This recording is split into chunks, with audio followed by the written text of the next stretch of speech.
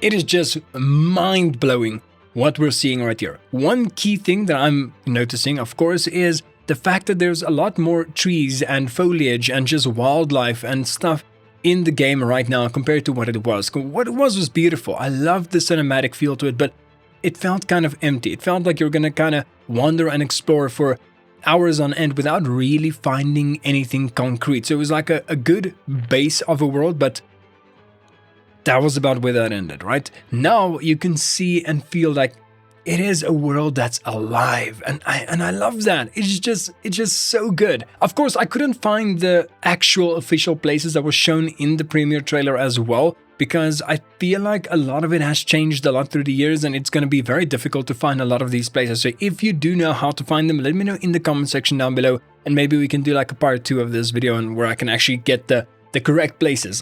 Next up is going to be the gameplay mechanics. This is where I feel like the game has changed the most. When it comes to the graphical fidelity of the game, it didn't change that much. You know, it stayed pretty cool and even arguably got a lot better. But one of the big changes that I see Prolibus actually made with Crimson Desert is the fact that back in the premiere trailer, the world premiere trailer, right? Everything was very shaky. Extremely shaky, actually. When you fought, it felt like the whole screen shaked the whole time, and I feel like that's more a part of that like cinematic feel that they wanted to go for, but it didn't work.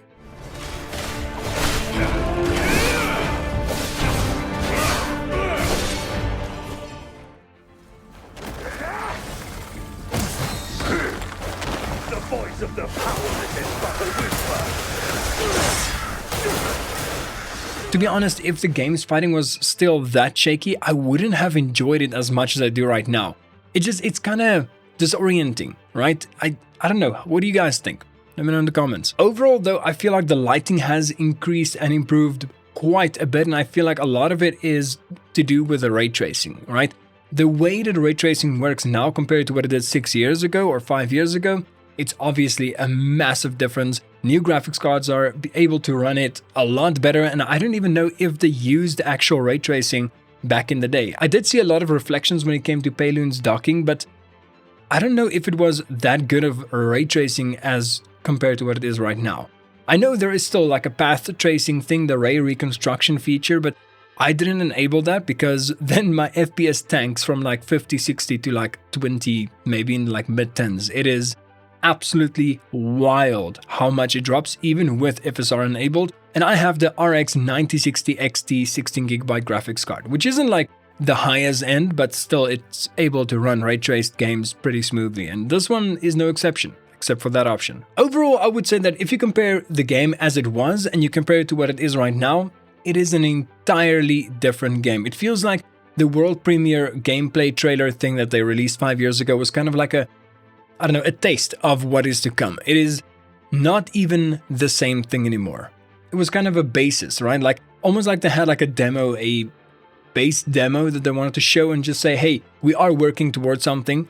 Just stick around, stay tuned, and wait, because it is gonna get good. And it did. It got really, really good. So good, in fact, that in my opinion, this game might be the greatest of all time, in my opinion, of course. And I actually talk about that in the video that's gonna pop up on your screen right now.